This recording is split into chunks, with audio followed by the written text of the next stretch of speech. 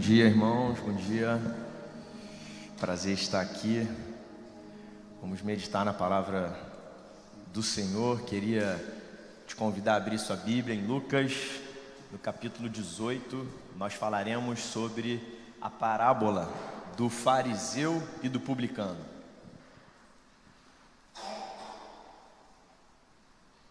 O tema dessa mensagem é: quem Deus justifica? E Jesus ensina nessa parábola muita coisa rica, e sobre elas nós vamos meditar um pouquinho hoje. O texto de Lucas, capítulo 18, a partir do versículo 9, diz assim: há alguns que confiavam na sua própria justiça e desprezavam os outros. Jesus contou esta parábola. 2 homens subiram ao templo para orar. Um era fariseu e o outro era publicano. O fariseu, em pé, orava no íntimo: Deus, eu te agradeço porque não sou como os outros homens, ladrões, injustos, adúlteros, nem mesmo como este publicano. Jejuo 2 vezes por semana e dou o dízimo de tudo quanto ganho. O publicano, porém, ficou à distância. Ele nem sequer ousava olhar para o céu, mas batendo no peito dizia: Deus, tem misericórdia de mim, que sou pecador. Jesus continua: eu digo que este homem, se referindo ao publicano, não o outro, foi para casa justificado diante de Deus. Pois todo aquele que se exalta será humilhado, e todo aquele que se humilha será exaltado. Senhor, essa é a tua palavra, essa é a história, mas é o teu Espírito Santo, por uma obra sobrenatural, que transforma essas letras, essa palavra, Senhor, em algo transformador e vida para os nossos corações. Que seja o teu Espírito Santo falando conosco, no nome de Jesus. Amém. Olha, tem uma palavra que eu gosto, que se chama paradoxo. Já falei isso aqui outras vezes. Paradoxo é uma junção de 2 partes, né? É formado por 2 partes. Para, que tem a ver com ao lado de, ou contrário, ou além de. E doxa, que é opinião, crença comum ou aparência. Então, paradoxo quer dizer contrário à opinião comum, ou além do que se espera. Isso no grego. No latim continuou como paradoxo, mantendo a ideia de algo surpreendente, que desafia o senso comum. Eu tenho a impressão que quando a gente aprofunda o estudo nas parábolas de Jesus, sempre tem um paradoxo. Jesus está sempre desafiando o senso comum. E não é diferente nesse texto aqui. Aliás, se a gente continuar se aprofundando nas Escrituras, estudando a Bíblia, a gente vai perceber que muita história e muitas verdades, muitos conceitos desafiam o nosso entendimento. Jesus, claro, contava histórias e alguém falou, o Anderson comentou hoje sobre o The Chosen, né? Tá meio que na moda essas séries bíblicas assim. Claro que eles têm muita licença poética e a gente tem que ter maturidade para entender isso também, mas é muito interessante. Eu, quando lia mais uma vez essa parábola, eu pensei assim: será que essa história realmente aconteceu? E será que esse publicano não seria, por exemplo, Mateus, o discípulo? Interessante, porque eles fazem muito isso nas séries, né? Mas o que Jesus usa de artifício da parábola é porque é muito fácil para aquela cultura, para aquele povo ali, entender quem era um fariseu, quem era um publicano. Para nós, não é a nossa realidade social. Claro, nós vamos analisar dentro do contexto da cultura, daquele momento, daquela época, quem era o fariseu, quem era o publicano, e vamos extrair as verdades contidas nessa história. Fariseu. Quem era um fariseu? Fariseu era um homem religioso. Era uma linha da sociedade judaica que se preocupava e cuidava muito bem da lei de Moisés. Eles cumpriam a lei de maneira rigorosíssima. Até em virtude disso, eles eram tidos ou vistos como da alta hierarquia da sociedade judaica. onde, por exemplo, num evento, um jantar ou uma festa, um fariseu participasse, aquele evento estava elevado a um nível de importância muito alto.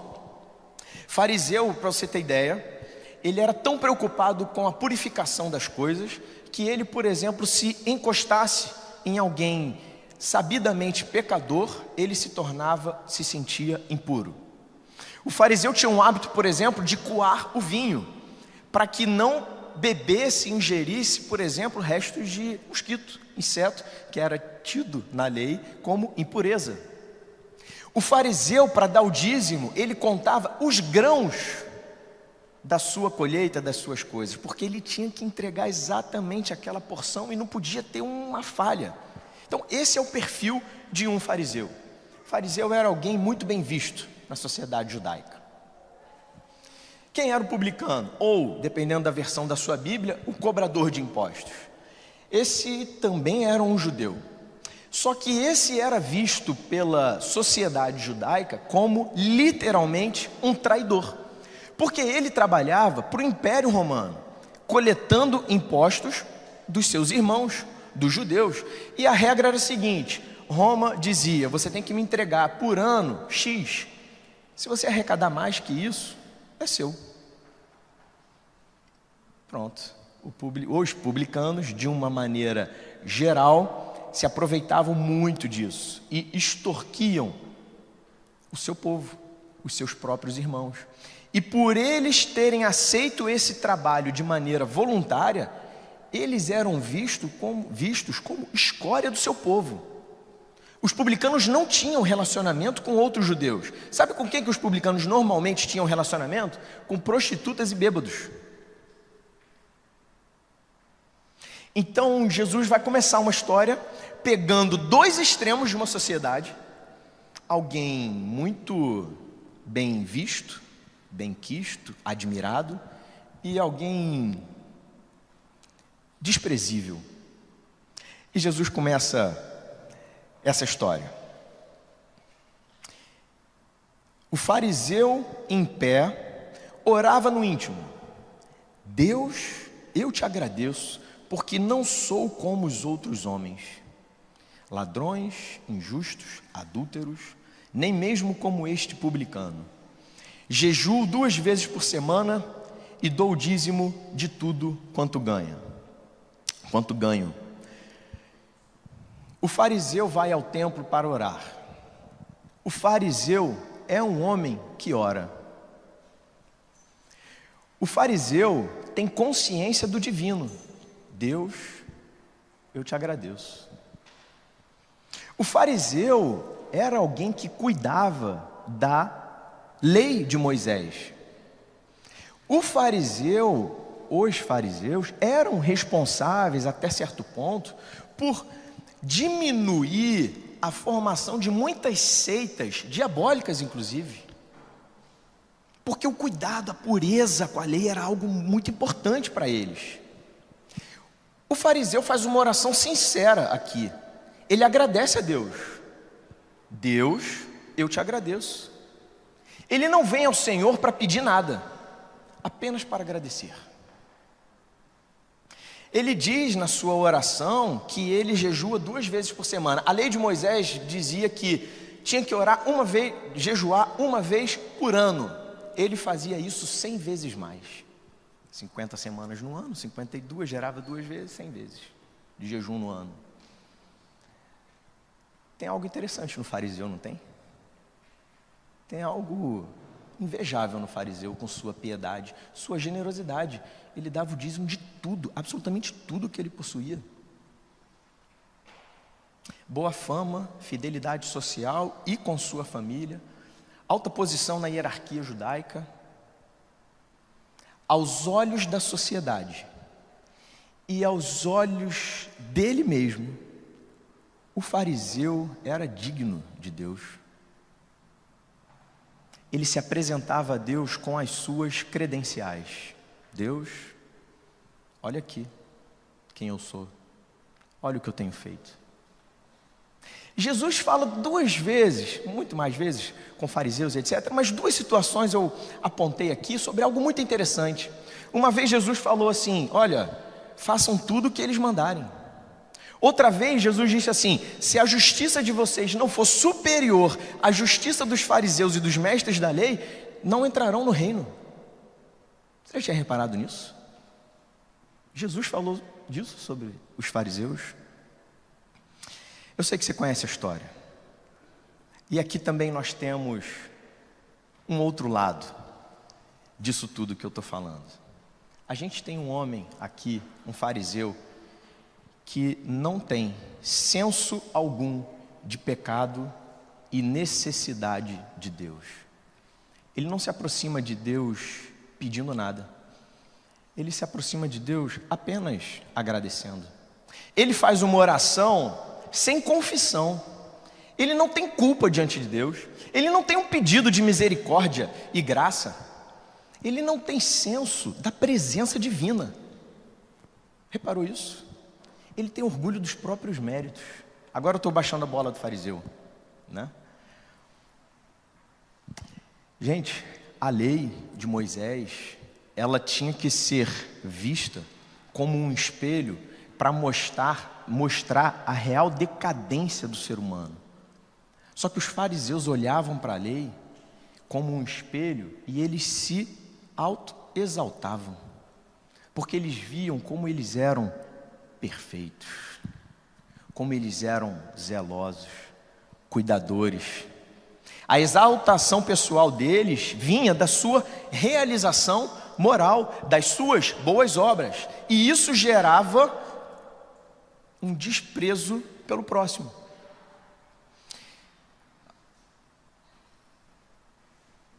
Te agradeço porque não sou como os outros homens, ladrões, injustos, adúlteros, nem mesmo como este publicano. Eles viviam uma doutrina da justificação pela segregação.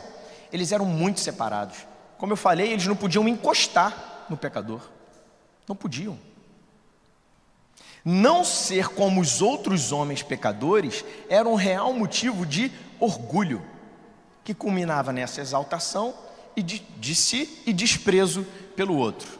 Eles viviam como se Deus tivesse uma escala de boas ações e eles estavam no mais alto grau dessa escala, assim que eles achavam. Os outros homens pecavam muito, estão lá embaixo.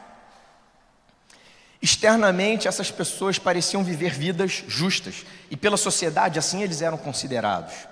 Mas interiormente eles confiavam mais em si mesmos do que no próprio Deus. Essa superioridade do eu deles produzia essa arrogância. Há uma citação que diz que eles pensavam que Deus tinha muita sorte em tê-los por perto para cuidar dos seus assuntos. Nós somos muito importantes em cuidar da lei de Moisés. Deus tem sorte de poder contar conosco, porque nós somos muito bons. Eu não sou tão ruim como os outros, eu vou ficar bem. Qual é a questão aqui dos fariseus?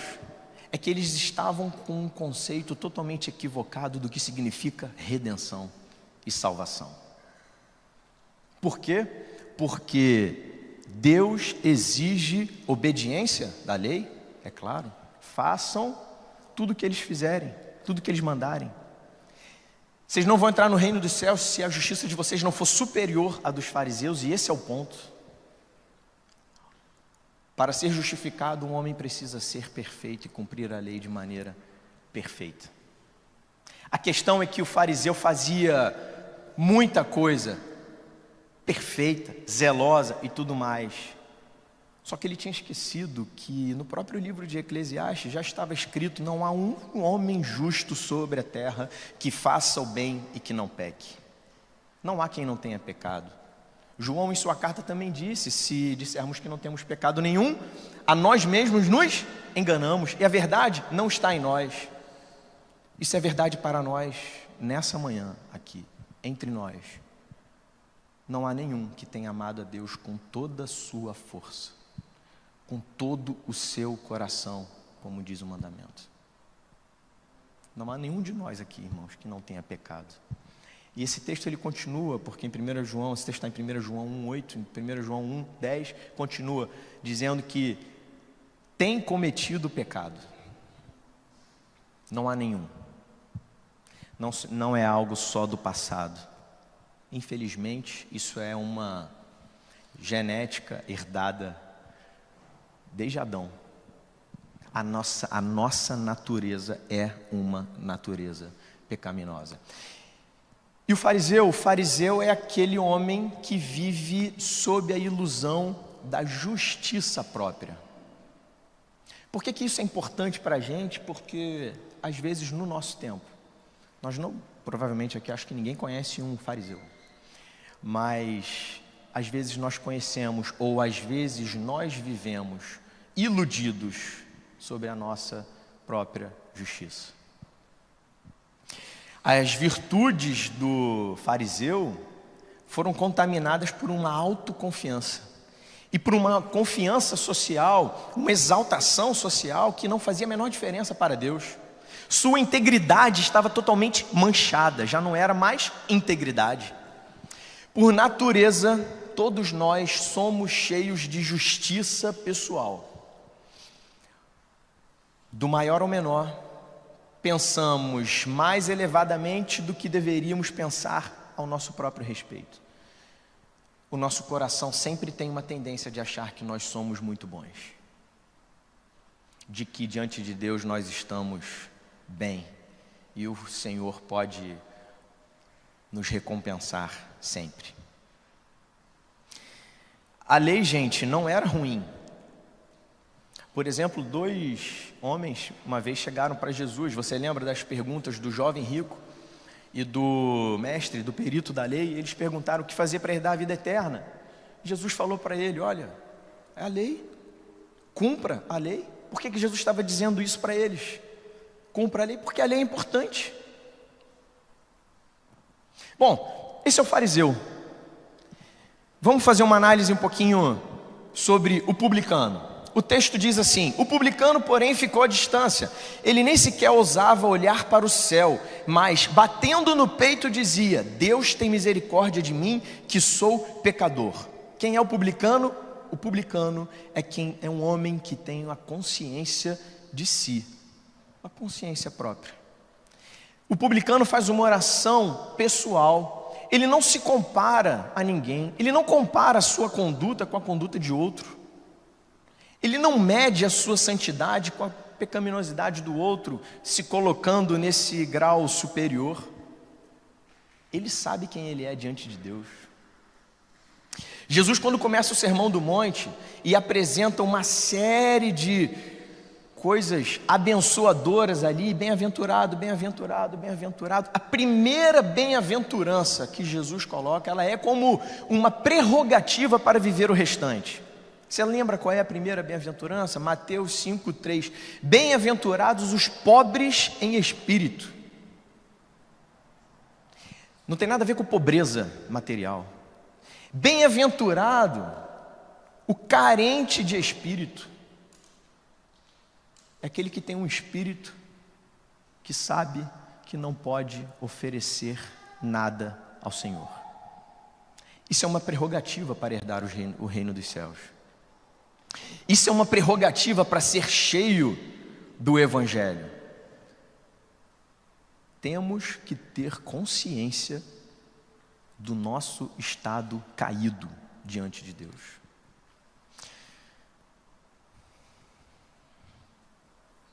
O Evangelho não é um programa de boa conduta, de moralidade a ser seguida.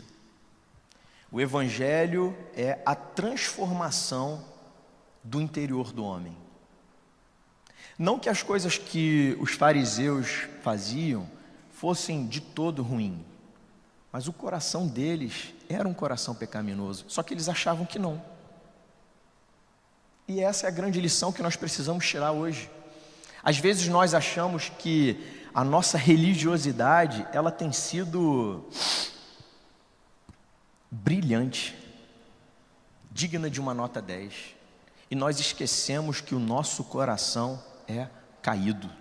A nossa natureza é caída.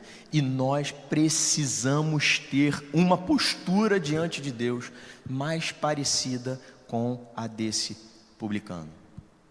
Olha, se você botar no Instagram, se você participar de um curso sobre no mundo corporativo, seja você um vendedor de alguma coisa, alguém vai te dar um conselho e vai dizer assim: você quer vender mais, você quer produzir mais? Olha, tenha mais autoconfiança. Deixe que todo mundo saiba das suas habilidades naturais. Tenha uma postura de muito mais de ousadia, intrepidez, e você será bem-sucedido. No mundo corporativo, posso dizer para vocês, isso tem o seu valor. Mas não se constrói um reino de Deus dessa forma. Cheio de si, cheio de humanidade, cheio de autoexaltação. Autoexaltação. Se não houver uma transformação interior, toda boa conduta é ilusão de justiça própria. Isso é algo que deve permear o nosso pensamento. Tomar conta da religiosidade que nós podemos ser tomados diariamente, porque essa é a inclinação do nosso coração. Também não é uma atitude fingida de humildade que vai te tornar bem-aventurado. Nós estamos falando de uma transformação real causada pelo Evangelho. Ah não, quando eu vou à igreja eu não sento nem lá na frente, só sento lá atrás porque eu não sou digno de chegar perto. Não, eu quando oro, eu tenho minha postura, eu só oro deitado no chão. Irmão, você pode orar da maneira que você quiser. Se o seu coração for um coração que se exalta diante de Deus, você é um fariseu. Você pode sentar onde você quiser no auditório. Onde você quiser. Você pode adorar a Deus com a liberdade que você quiser. Mas se o seu coração não estiver sendo derramado diante do Senhor, é show.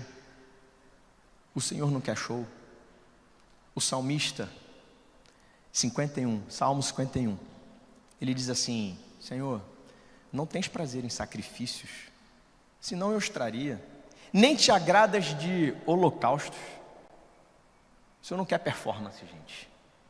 O Evangelho não quer performance. Os sacrifícios que agradam a Deus são um espírito quebrantado, um coração quebrantado e contrito a Deus não desprezarás. E um coração só pode estar realmente quebrantado e contrito diante do Senhor se ele for transformado. O publicano, ele tinha a sua postura, enquanto o fariseu foi à frente e orava de pé, provavelmente com as mãos levantadas e talvez em alta voz, para que as outras pessoas até pudessem ouvir as suas orações. O publicano ficou lá atrás. Ele tinha o senso da distância divina que ele merecia. Uma postura de reverência diante da santidade de Deus. Sabe, é uma postura de reverência que eu acho que muitas vezes falta ao nosso coração, porque quando a gente se aproxima do santo, do eterno, do todo-poderoso, o nosso coração precisa ficar quebrantado, constrangido. Nós temos que ter consciência da nossa indignidade diante de Deus. Lembra que o Senhor falou através da sarça ardente para Moisés: tira a sandália dos pés, porque o lugar que você está é santo. Você lembra de Isaías, quando é elevado na sua visão: ai de mim, porque eu sou um homem de lábios impuros e habito no meio de um povo de impuros lábios. Sabe essa consciência? Que muitas vezes, assim no publicano, e deveria acontecer, na minha opinião, mais vezes comigo, conosco. Às vezes nós não temos palavras para expressar os nossos sentimentos, e o publicano era assim, e era por isso que ele batia no peito. Porque é mais uma atitude do que conseguir construir um raciocínio e um discurso para o Senhor. E ele só dizia algo: tem misericórdia de mim, sou pecador. É mais sentimento do que possibilidade de expressão. Eu já ouvi uma vez de um irmão que dizia assim: não, eu quando oro, eu não estou aqui para julgar, fazer juízo de valor do irmão, não. Mas ele diz assim: eu quando oro, eu só agradeço. E aí ontem eu lembrei dele, essa semana, melhor dizendo, enquanto eu estudava sobre o tema, e eu li uma citação de J.C. Ryle, que dizia assim: a misericórdia e a graça divina têm de ser o assunto de nossas súplicas diárias, junto ao trono da graça, enquanto vivermos. Não está errado você orar agradecendo ao Senhor por tudo, mas se não houver um pedido pela misericórdia de Deus, pela graça do Senhor, você é um fariseu. Tem misericórdia de mim. Esse homem tinha esse pedido para o Senhor. Esse homem não andava iludido com a justiça própria, com a sua própria retidão. Ele sabia quem ele era. A esperança dele não estava na sua conduta moral. Ele foi também orar para estar próximo de Deus, assim como o publicano, o fariseu fazia sempre. O publicano foi lá, também queria. Só que ele chegou carente em seu espírito, vazio de seu espírito, sem poder entregar nada para Deus, e ele só dizia: tem misericórdia de mim. Essa é a história, e Jesus parte para a conclusão dela, dizendo: eu digo que o publicano, o pecador, o desprezado pela sociedade, foi justificado, e não o outro, o exaltado pelos outros. Como assim? E aí a pergunta que essa mensagem tenta responder é: quem Deus justifica? Quem Deus justifica? Tem muito material aí para o PG, né? Dessa semana aí, para todo mundo poder falar e meditar bastante. Jesus quer nos ensinar que justificado ou perdoado de seus pecados é um homem que sabe quem ele realmente é diante de Deus e quem nós somos diante de Deus: pecadores, indignos de Deus. Deixa eu falar um negócio para vocês aqui. Nós somos dignos de condenação eterna. Nós não encontramos a Deus, nós não conquistamos o perdão de Deus pelas coisas boas que nós fazemos.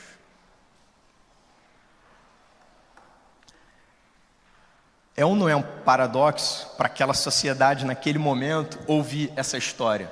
Eles devem estar se perguntando: como assim? Porque esse ensinamento é totalmente contrário à opinião deles, é algo totalmente além do que eles esperavam, é algo surpreendente, desafiando. Não é o fariseu? Não é esse que eleva o nível das nossas reuniões? É aquele, o desprezado?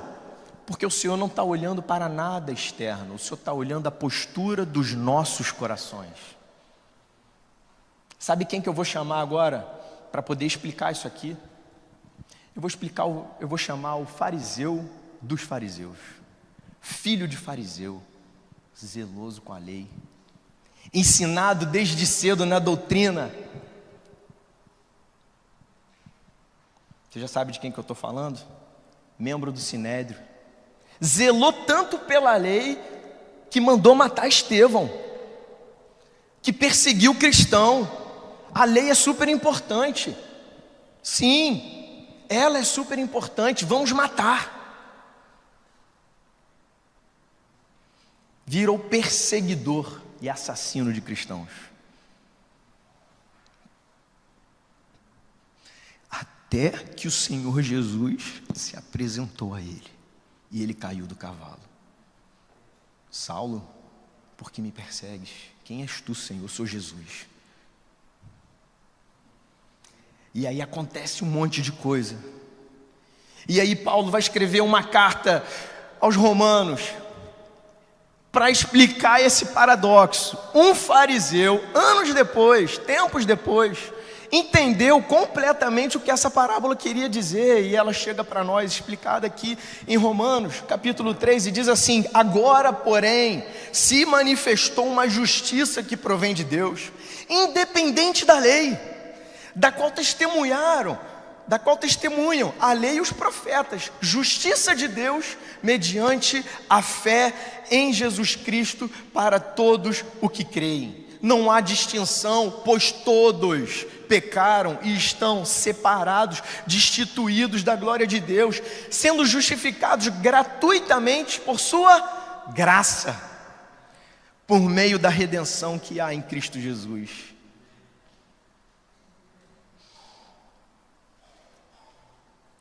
O sacrifício de Jesus, ou melhor, se a gente perguntar assim, o que Jesus fez por nós? Ele veio, morreu na cruz e ressuscitou no terceiro dia. É claro, mas Jesus fez algo surpreendente. Jesus cumpriu, e foi o único que cumpriu a exigência da lei santa e perfeita de Deus.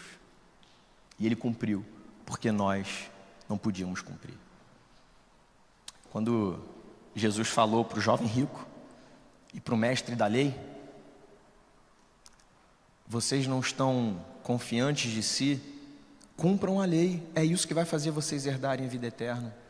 Por que Jesus entregou a lei para eles e não a si mesmo? Porque eles não tinham ainda a consciência de quem eles eram, como o publicano nessa parábola. A entrada no Evangelho, ela tem uma premissa. Nós precisamos saber quem nós somos diante do Deus Santo e Todo-Poderoso. Sem isso, você será um religioso, um fariseu. Paulo continua explicando: Deus ofereceu Jesus como sacrifício para expiação pelo seu sangue, para ser recebido pela fé, de forma a demonstrar sua justiça. Deus é tão santo, que nenhuma sombra de pecado pode ferir sua santidade. Deus não pode suportar o pecado, gente. Será que a gente não entende? Deus não pode suportar o pecado porque Ele é santo.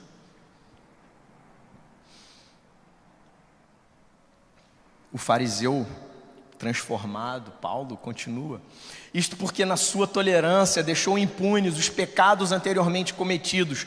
Todavia, no presente, Deus demonstrou a sua justiça, a fim de ser justo e justificador daquele que tem fé em Jesus.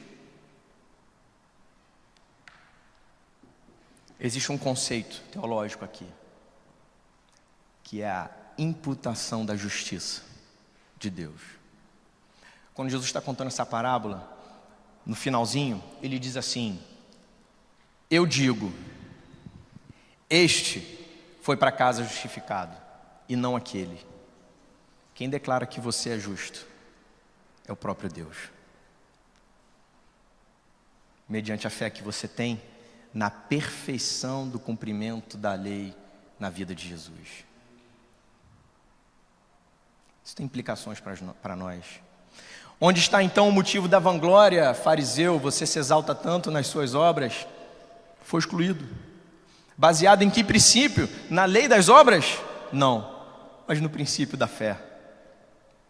Nesse texto, Paulo ensina esse conceito da depravação total, da queda do homem, que todos nós temos e vivemos, herdados até hoje por Adão, e assim será. Também ensina sobre esse conceito da imputação da justiça. Deus te declara justo, não por nada que você tenha feito ou conquistado, mas pelo que Jesus conquistou para você.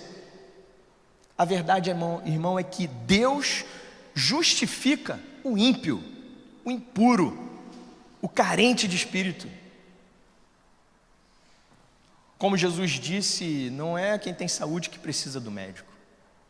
Eu vim para o pecador. E para o pecador Ele se entregou. Para quem achava que não precisava de nada, fique com a lei. Tente cumpri-la. Para a gente partir para o encerramento, eu vou ler para vocês aqui o Catecismo de Heidelberg, questão 60, que pergunta: como você é justo perante Deus?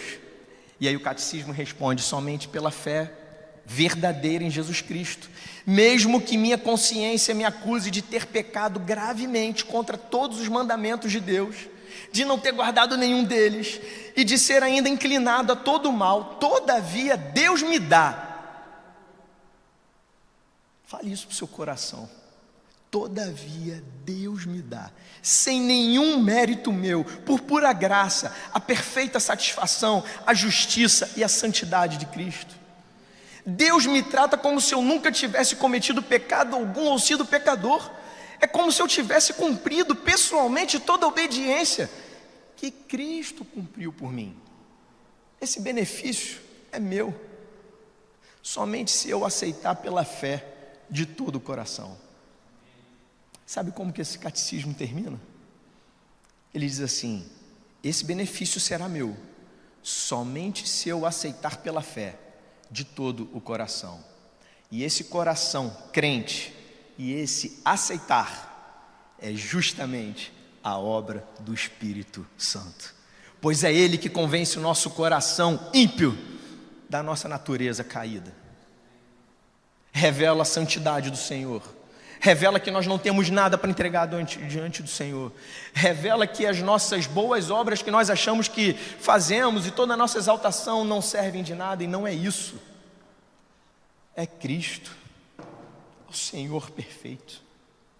Irmãos, quem pega essa doutrina, compreende com sua mente,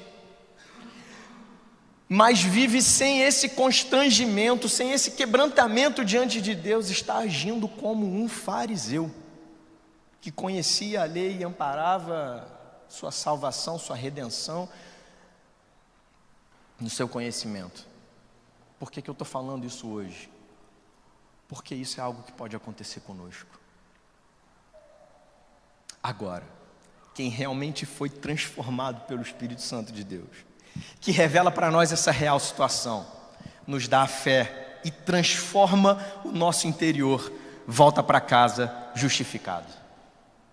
O Evangelho, gente, ele coloca a gente no nosso lugar, mas ele não nos deixa lá. Antes do Evangelho se apresentar como algo muito bom, como uma ótima notícia para você, como boas novas, ele te dá uma notícia não tão animadora assim. Você é um ímpio, você merece a condenação. Mas aí o fariseu transformado, que entendeu tudo, e para a gente partir para concluir finalmente, Romanos capítulo 5, 1 e 2. Tendo sido, pois, justificados pela fé, temos paz com Deus, pelo nosso Senhor Jesus Cristo, por meio de quem obtivemos acesso pela fé. E olha isso, fé a esta graça na qual estamos firmes. Assim, nos gloriamos na esperança da glória de Deus. Temos paz com Deus.